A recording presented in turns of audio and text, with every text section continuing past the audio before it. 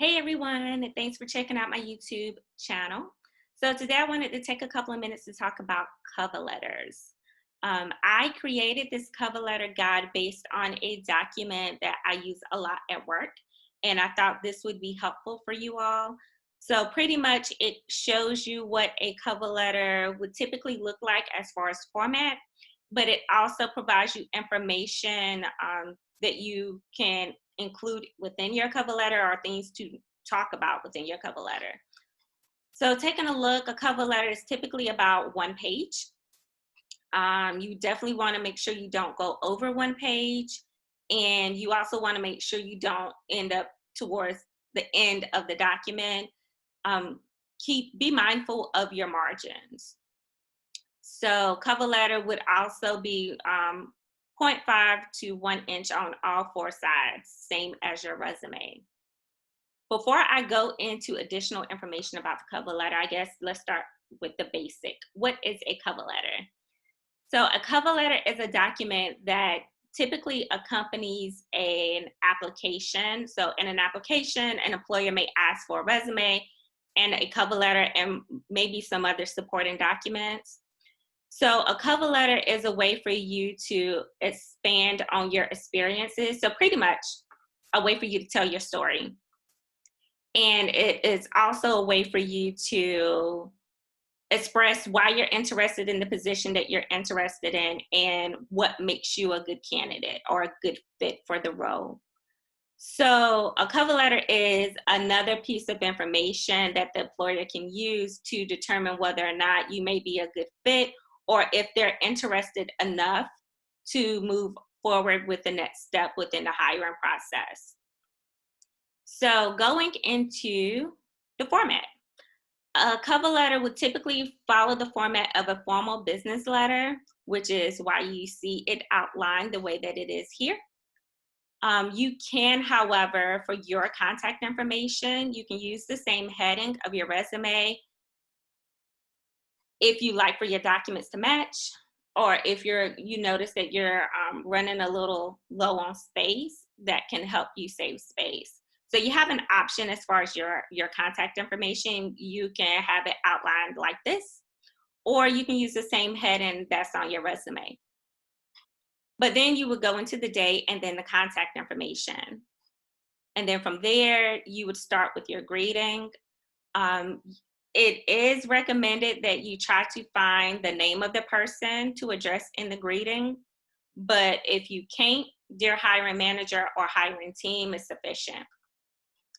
After your greeting, you would go into your introduction. So the introduction can be a very powerful part of your cover letter just because it's the first thing that they're going to read, and it will let them know if they need to continue reading. So you want to make sure your introduction is pretty good and that it's something that would make the reader continue reading it. But in your introduction, you want to express enthusiasm in the position that you're applying for, demonstrate that you're a serious candidate, discuss why the work is appealing to you. This is also a great place for you to mention whether or not you spoke with an employer, whether it was because they referred you to apply to the position or you held an informational interview with that person. But here would be a great place for you to put that, to mention something like, throughout my conversation with so-and-so, I learned that, or it confirmed my interest in the role. So that's a great place for you to name drop. And then also in the introduction, what I typically like to do, like my last sentence, I usually use that as a way to kind of foreshadow what is to come in the rest of the cover letter. So I may outline the skills that I'm going to talk about, which will make me a great candidate for the position. And then that would be a segue into the body as I start to talk about those skills and back them up with each experience. So the body. Within the body, well, the body would be about 2 to 3 paragraphs, depending on what you want to talk about. So a lot of people may mistake the cover letter as a way to list everything that's on their resume. That's not what this is. They have your resume for that. What your cover letter is for you to pick a few skills or a few experiences that you have and make sure to back up your skills with your experiences. So what I mean by that is, let's say for instance, you're applying to a position and you notice in the position description that the main skills that they're saying that they're looking for are leadership, communication, and the capability to collaborate well with others. So what I would suggest is, and they may list additional skills, but you notice those skills come up a lot. And based on what you know about the position, you know those would be the top skills that they're looking for. So what I would suggest is those would be the 3 main skills that you focus on. Those would have been the skills that you discussed in your introduction. And then going into your body, I would say maybe your first paragraph within your body, you talk about your leadership skills and you discuss an experience or 2 that backs up the fact that you have leadership skills. Same thing with communication, and then same thing with collaboration. So that is how your cover letter would typically go. And you also want to make sure that it flows. It doesn't feel or read disjointed. So your body, you want to elaborate on specific skills and provide experiences which show how those skills have been used. Anytime on your cover letter you say that you have a skill, you want to make sure you back that up with an experience that shows how you use those skills in the past or how you're presently using them. Tell a story in each paragraph to showcase your skills and experiences.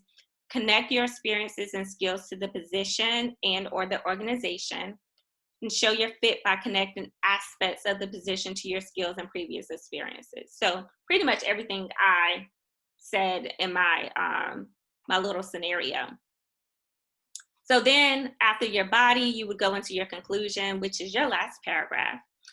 Thank the reader for their time. Reiterate your enthusiasm and provide a recap of why you would be a strong candidate or a great fit. If you feel comfortable, you can state that you'll follow up within a time frame. If not, if you don't feel comfortable doing that, don't. A lot of people may feel like that's a little too forward, or they feel uncomfortable saying that. So you don't have to do so. And you can provide any contact information that is not on the page. So typically what I do in my conclusion is I will say, please feel free to reach out to me if you have any additional questions. And if I don't have like my phone number or my email address listed, then I'll provide that. But I do, on my cover letter, I do use the same heading that's on my resume, and it has all that information. And then you would provide your salutation, so sincerely, and your type name. So if you're going to do a signed name, then I would say do a quadruple space in between your salutation and your type name. And then that is the place where you would sign your name. Another tip I would say is when you're writing your cover letter, it may be helpful to have the position description out and to have highlighted the skills within the position description. So that way you can clearly see what they're looking for. And then you can kind of think through your experiences to see how you display those skills. And then decide on which skills to highlight in your cover letter. So I hope this is helpful. And again, same thing with the resume. Have someone to review your cover letter. Maybe have a friend take a look at it.